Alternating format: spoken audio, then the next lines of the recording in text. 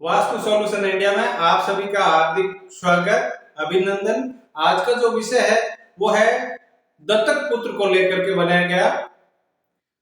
क्यों किसी व्यक्ति को संतान एडॉप्ट करनी पड़ती है या क्यों किसी को संतान गोद लेनी पड़ती है या किसी व्यक्ति के यहाँ से संतान गोद क्यों जाती है, ये विषय है। विषय बहुत ही नेक है और पिछले काफी समय से मेरे खास फॉलोअर्स और फ्रेंड ये कह रहे हैं कि एक वीडियो हमारे लिए ज्ञानवर्धक दत्तक पुत्र के लिए बनाओ। तो मैं उन सभी कमेंट्स करने वालों का आभार भी व्यक्त करता हूं कि जिन्होंने मेरे को ये विषय चुनने के लिए प्रेरित किया।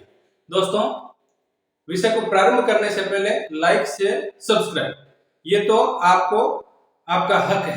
करें ये आपके ऊपर, ना करें ये भी आपके ऊपर। मेरा जो विषय है आज का, दत्तक संतान या दत्तक पुत्र क्यों लिया जाता है या किसी प्रॉपर्टी से दत्तक पुत्र क्यों जाता है। प्रॉपर्टी का मतलब है किसी के घर को छोड़ के दूसरे घरों में कोई बच्चा क्यों जाता है, उसके पीछे वास्तु कहां तक अपनी भूमिका निभाती है, ये विषय पर चर्चा कर रहा हूं। सबसे पहले मैं आपको बता दूं कि वास्तु में दिशाओं का विशेष महत्व है।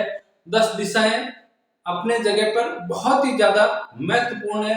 किसी भी दिशा को आप महत्वहीन नहीं कह सकते या किसी भी दिशा को कमजोर नहीं कह सकते।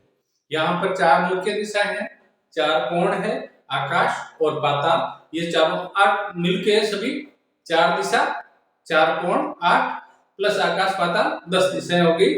इन सभी का अपने आप में एक विशेष महत्व है। इसके साथ पंच तत्व जो वास्तु में अपनी जान फूंक देते हैं, यानी कि पंच तत्वों का भी उतना ही महत्व है जितना कि दिशाओं। किस प्रकार से व्यक्ति तत्वों का असंतुलन करता है और दिशाओं को बाधित करता है और उसकी वजह से व्यक्ति को इतना बड़ा घातक, जो कि जिसको संतान उत्पत्ति नहीं होती है, वही व्यक्ति दत्तक पुत्र गोद लेता है। ये खास करके काफी लंबे समय से ऐसा होता आ रहा है। फिर दत्तक पुत्र के लिए बहुत सारे ऐसे कानून कायदे बने। ये सारी चीजें, ये सारी कहानी कहीं न कहीं वास्तु से रिलेटेड है। चर्चा कर रहे हैं कि संतान के संबंधित कहां पर दोष होने की वजह से ऐसा होता है। सबसे पहले बता दूं कि सबसे पवित्र जो कोण है, ईशान कोण है, उसका जो स्वामित्व है वो बृहस्पति के पास है, देवगुरु बृहस्पति। और संतान का मुख्य कारक माना जाता है वास्तु में, वो है ईशान। अगर किसी भी प्रकार का ईशान में गंभीर वास्तु दोष है तो दत्तक जो संतान की प्रक्रिया है वो वहां से प्रारंभ हो गई। व्यक्ति को संतान से लेकर के कहीं न कहीं किसी न किसी प्रकार की बाधा झेलना तय है। तो सबसे पहले तो ईशान कोण को दोष मुक्त रखें, तो ऐसी मतलब आपके यहाँ किसी भी व्यक्ति के यहाँ ऐसी परिस्थिति नहीं आएगी।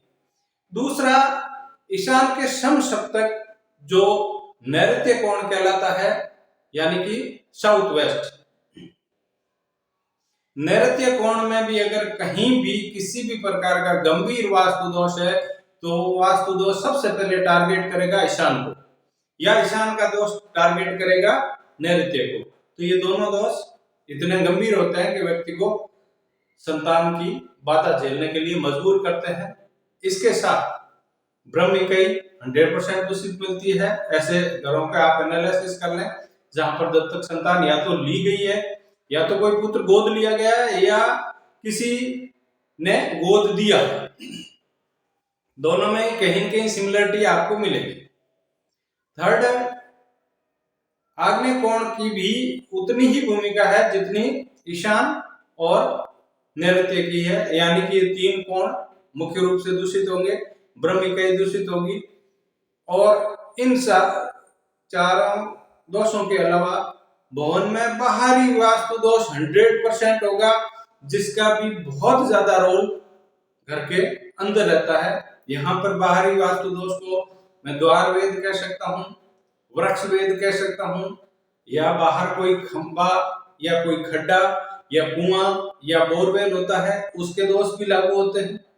इसके अलावा कोई ऐसा बहुत बड़ा वृक्ष है, या कोई भूतिया हवेली है, या रोड का दोष है, या बाहर कोई बहुत बड़ा पहाड़ी नुमा कोई टीला है, या ऐसा कोई सूल दोष है, ये सारे के सारे दोष व्यक्ति को प्रभावित करते हैं। और खास करके ये दोष उसी जगह पे होते हैं जहां पर आंतरिक दोष होते हैं, जैसे ईशान, नैऋत्य, आग्नेय, पूर्व दिशा और साथ में ब्रह्म। अब ब्रह्म का तो बाहर के दोषों का कनेक्शन कम होता है, लेकिन ईशान के दाएं या बाएं आपको ऐसी घरों में बाहरी वास्तु दोष देखने को अवश्य मिलेगा, चाहे वो किसी भी प्रकार का हो, दोष गंभीर होता है। पूर्व दिशा पूरी दूषित होगी, यानी कि ईशान, पूर्व और अग्निकोण पूरी लाइन दूषित मिलेगी ही मिलेगी। साथ में नैऋत्य में भी दोष होगा। दोस्तों, दोष सुधारे, दशा स्वतः सुधर जाएगी। करके देखें, परख के देखें। कमेंट्स में अपनी उपस्थिति अवश्य दर्ज कराएं, चाहे वो किसी भी रूप में हो। जय माता दी के रूप में तो करें ही करें।